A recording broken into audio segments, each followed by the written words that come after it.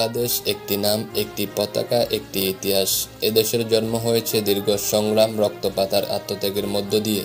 কিন্তু এই গৌরবময় ইতিহাসের পেছনে আছেন কিছু অসাধারণ মানুষ, যারা শুধু রাজনীতিবিদ নন, ছিলেন জাতির কণ্ঠস্বর, সংগ্রামের চালক, ভবিষ্যতের দিশারি। তারা কেউ গিয়েছেন জেলে, কেউ হয়েছেন শহীদ, আবার কেউ আজও দেশের হাল ধরে আছেন উন্নয়নের স্বপ্নে। তাদের প্রত্যেকের পিছনে আছে এক একটি গল্প, সংগ্রাম, বিশ্বাস, আদর্শ আর দেশপ্রেমে ভরা এক বিশাল যাত্রা। আজকের এই ভিডিওতে আমরা তুলে ধরব বাংলাদেশের ইতিহাসের সবচেয়ে প্রভাবশালী 10 জন রাজনীতিবিদের গল্প। এই তালিকায় আছেন মুক্তিযুদ্ধের নায়ক, গণতন্ত্রের প্রতিষ্ঠাতা, উন্নয়নের রূপকার এবং জনমানুষের জন্য লড়াই করা যোদ্ধারা।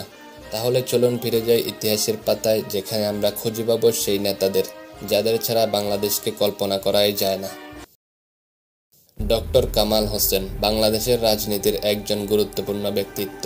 তিনি দেশের সংবিধান প্রণয়ন ও আইন সংস্কারে বিশেষ অবদান রেখেছেন। তিনি জাতীয় পার্টি ও অন্যান্য দলের সঙ্গে কাজ করেছেন গণতন্ত্র ও মানবাধিকার প্রতিষ্ঠার জন্য। আইন ও বিচার ব্যবস্থা উন্নয়নে তার অবদান বাংলাদেশকে আরও শক্তিশালী করেছে।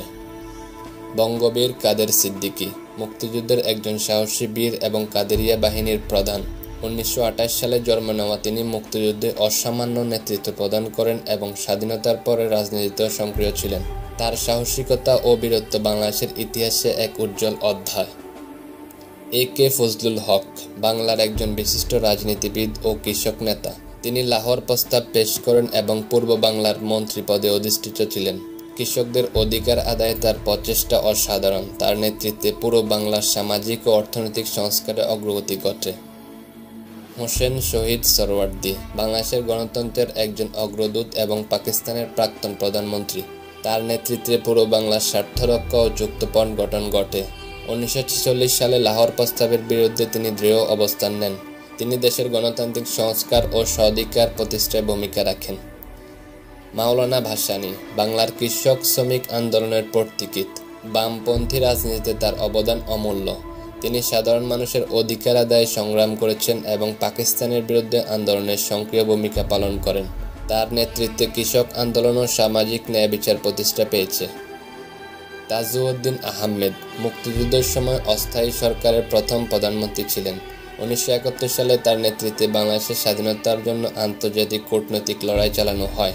তিনি বঙ্গবন্ধুর ঘনিষ্ঠ সহযোগী ছিলেন এবং দেশের মুক্তির পর সামগ্রিক স্থিতিশীলতা রক্ষায় কাজ করেছেন।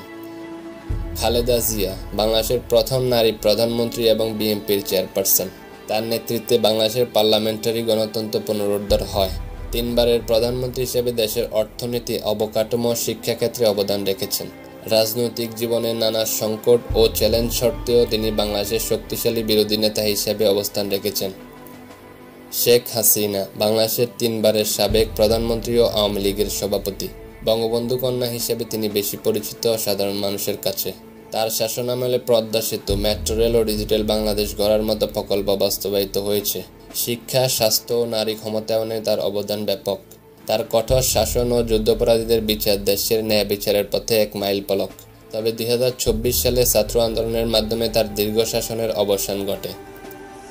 জিয়াউর রহমান মুক্তিযুদ্ধের প্রধান সেনানায়ক ও পরে রাষ্ট্রপতি হিসেবে দেশের রাজনীতিতে গুরুত্বপূর্ণ ভূমিকা পালন করেছেন।